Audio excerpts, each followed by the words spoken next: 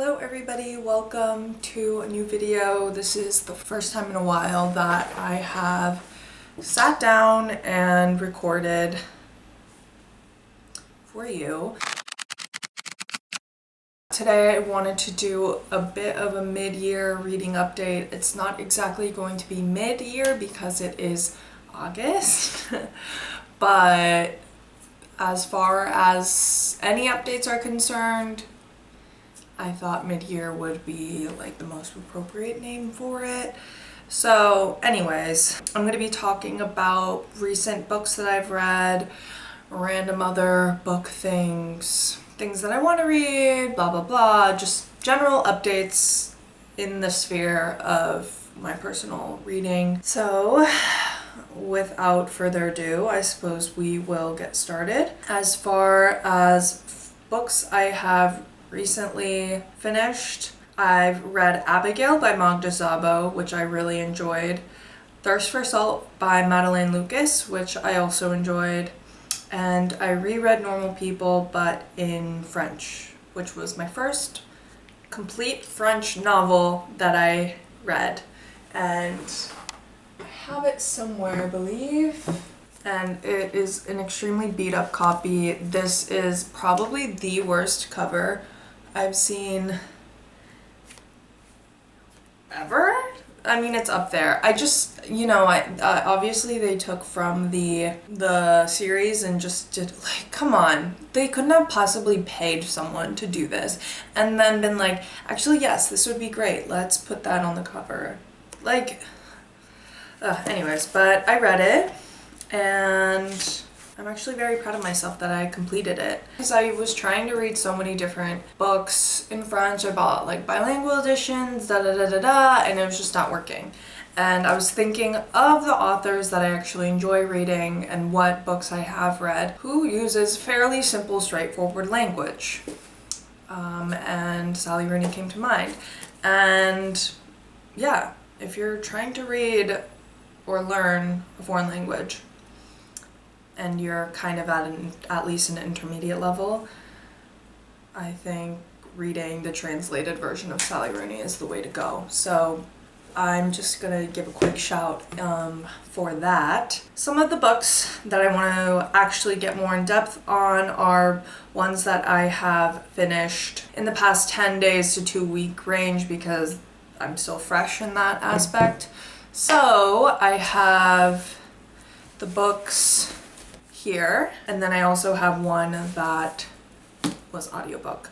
So I guess while I'm still on the Sally Rooney kick, I reread Conversations with Friends in English because my advisor for my dissertation, if you didn't know, I was doing / am in the process of completing a master's in creative writing, and I'm in the dissertation term right now, and my dissertation is due at the end of this month, which is just like kind of like a long form creative piece, or a part of a creative piece or a collection basically, and what I'm submitting is going to be the beginning quarter of the novel that I'm working on. But she recommended that I reread this and make like a map of the plot because she was saying that the book that I'm writing kind of handles the same amount of characters and dynamics and events.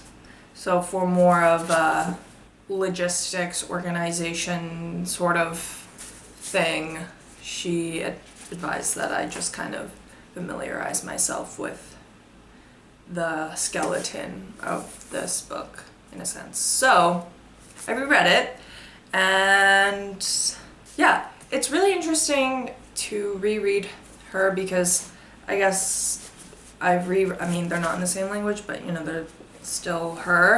And to read these kind of in close proximity to each other and to see the difference in her progression of writing, because I think especially in the past year, probably 6 months more specifically, I have been reading a lot more like a writer, and I don't know how to say that in any other way without coming off as just really annoying. So my long-winded thing of what I'm trying to say is that it's interesting how her writing has progressed from here to here, because I could really tell that this is her debut, and obviously this is only her second novel, and then, you know, having read somewhat recently Intermezzo and then a few years ago Beautiful World, it's just interesting to see how writers change and develop, because I'm thinking a lot about myself and criticizing my own writing and wanting it to be the best that it could be for myself and to feel the most authentic, the most whatever I want it to be. But I'm trying to keep space for the dynamic reality of writing and art and creation, because you can't just become something and you stay that. There's just not a level to really assess creative things like that. So that was more less for the books and more for my personal writing journey or language learning in the case of Normal People, but because I've already read them. But I really like Sally Rooney. I know people don't sometimes because they don't like the fact that she doesn't use quotation marks, or they don't like that her characters don't communicate, blah, blah, blah, blah, blah. That's their opinion. I don't have that opinion. I like her writing. That's kind of all there is to it. Okay. And then another book that I finished recently that I listened to on audio, which I'm really late to the train on, is Madonna in a Fur Coat. That book was amazing. I actually was crying at the end, and I haven't cried after reading a book, especially after starting antidepressants.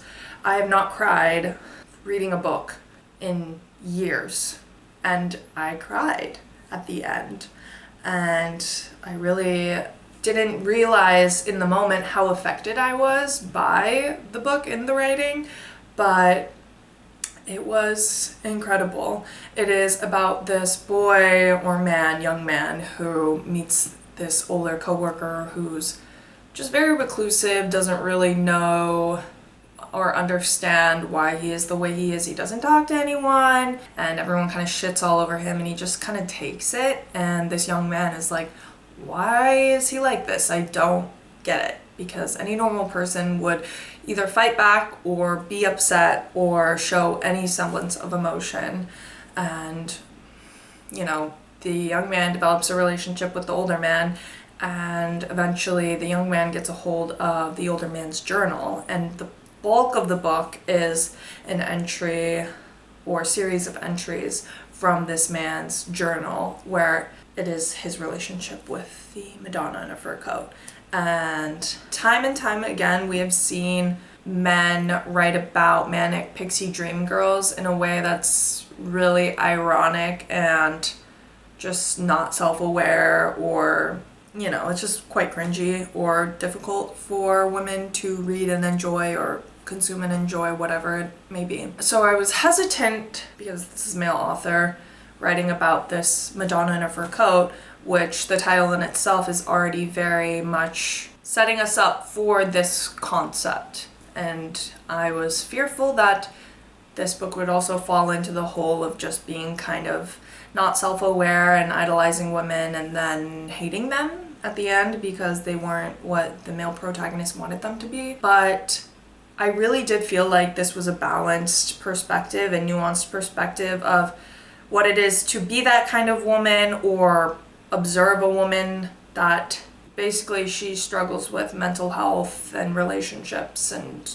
is normal in all aspects other than that, whatever normal may be. You know what I'm trying to say, I hope. But I found it really refreshing, especially because this novel is not new or contemporary. I was very surprised by how nuanced the relationship was, how the narrator was written, how the woman was written, and I thought Maria was a very well-written, well-developed, and understood character by the author himself, and I thought it very much came across throughout the novel, and there are elements where I related to Maria, and elements where I didn't, and I related more to the narrator's perspective, and yeah, I wasn't really like fuck the guy, yay woman, or vice versa, because there is kind of an inherent tension in the relationship. If a novel isn't nuanced enough, it can veer more one way or the other, as far as like whose perspective you're relating to more.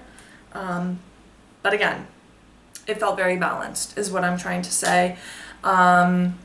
And I recommend it. Like, you should read it now. I think it's not long. You know, it's very much in the conversation of BookTube and the literary online world right now, but I do believe it is for good reason. And so I recommend it to anyone who is interested, ultimately.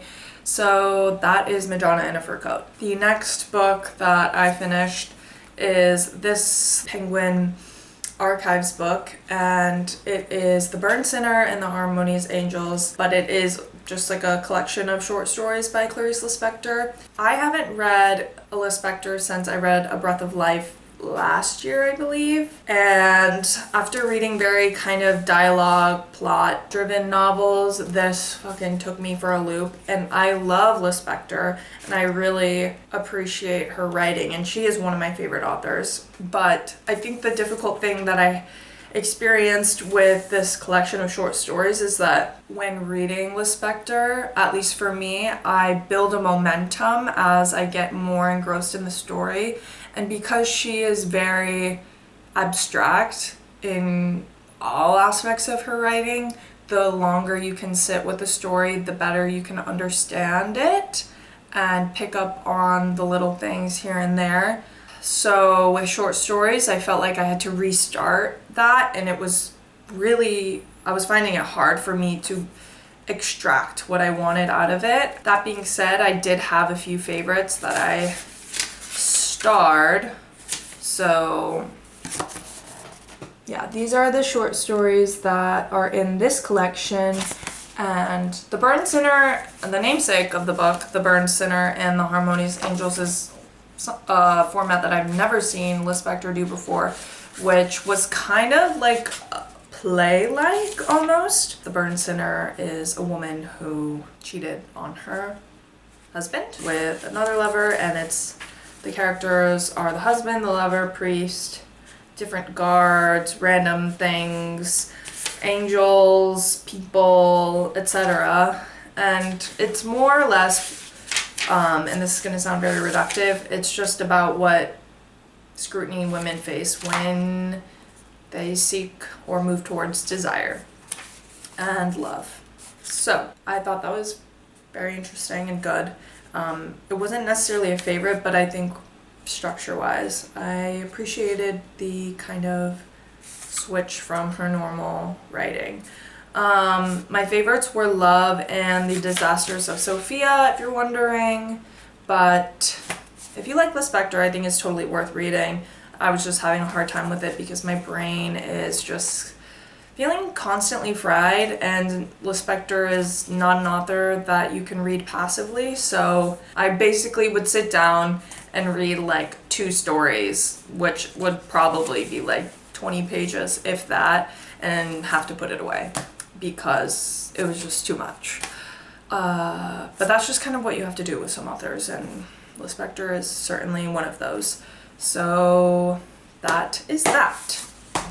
The next book that I finished is Picnic at Hanging Rock. I read this, or I bought this when I visited Oxford, and I went to the Blackwell's bookstore, and I was there for an engagement party, and it was a beautiful town. I had never been there before, and I had this wonderful full English breakfast at this place called like the Handlebar Cafe. It's like a bike themed cafe. So if anyone's ever been there, I went there and I loved it. So yeah, and anyways, I bought this in Oxford, so it really reminds me of that trip.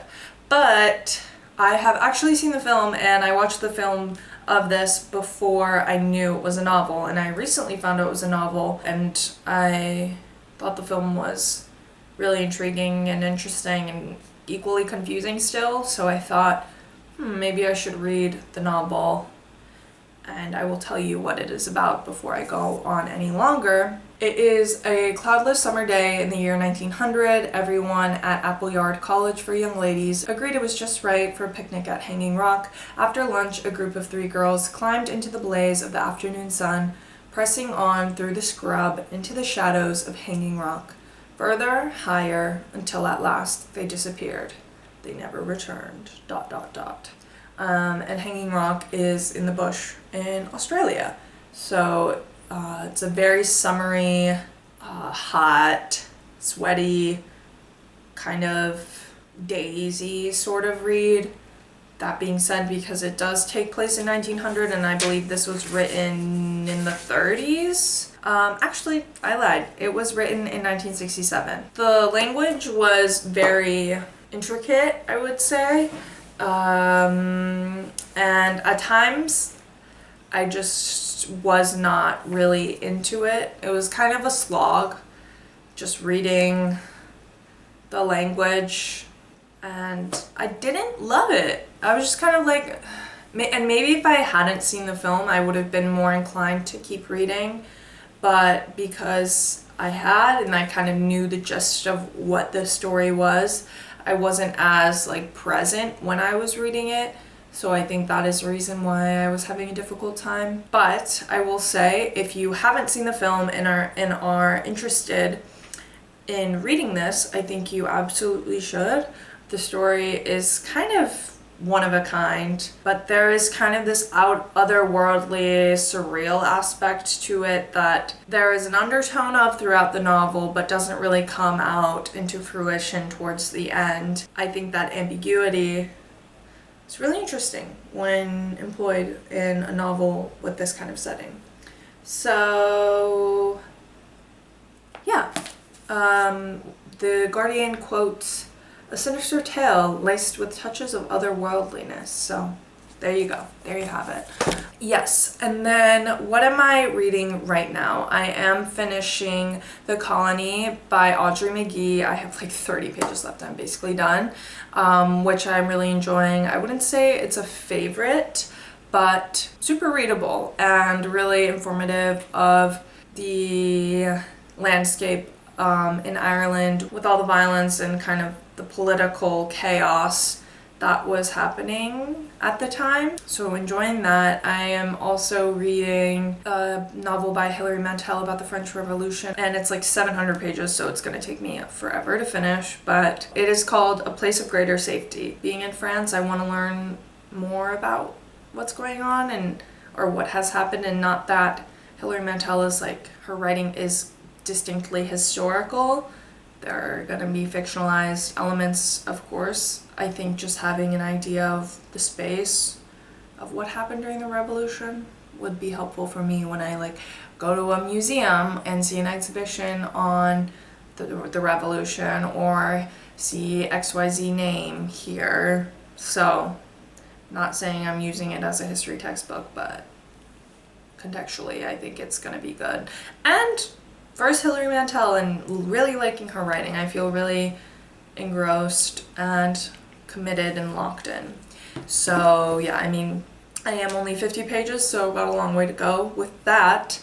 But yeah, I just wanted to give my reading update. As far as kind of what I'm looking to do for the rest of the year, I am just trying to detach myself from any rigid goals. Like, for example, I have on my Goodreads that I want to read 40, and I hope I do, but if I don't, like, that's okay.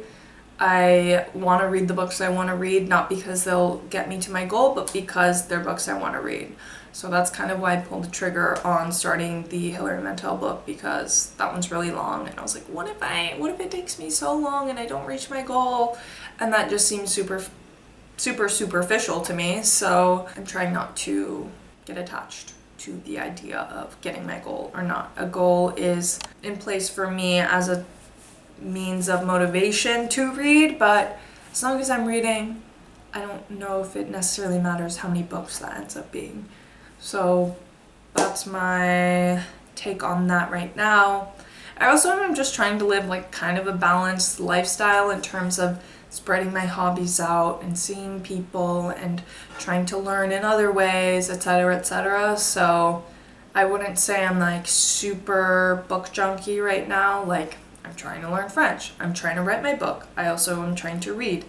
And then I like got a sewing machine, so I'm trying to sew more. And then obviously my fiber art stuff is ongoing forever. I got into embroidering and beading, and then my friends and I collectively kind of went to a bead store and then got into making jewelry. So I don't know. I am kind of all over the place with hobbies, but I think it's good to try things, and what sticks at the end of the day, but it's never a bad idea to try new things. So yeah, I wanted to do a sit down video because I think my next video will be a vlog, because I have a lot of footage that I'm sitting on that I want to integrate into like a more up-to-date vlog, I guess, a vlog that I will be filming in the near future and putting all the stuff and footage that I had from the past few months. And yeah, thank you for sticking around. If you've been subscribed throughout all my hiatuses, I'm trying my best. One of my goals, and I've said this every damn video, one of my goals is to be more consistent, and I'm being for real, like I'm about a planner. So that means business. I mean, who knows what will happen. The aim is once a week at some point. Maybe the gap will be 4 days between videos, and then some 10. You know, just like on average every 7 days is kind of what I'm going for, more or less. So saying that, and if I'm not posting, DM me on Instagram and tell me that I need to get my shit together. If you care that much. But yeah, this is like my 17th time trying to end this video, but I'm gonna do it for real this time. Thank you so much for watching. I appreciate you all so very much, and I will see you when I see you. Bye.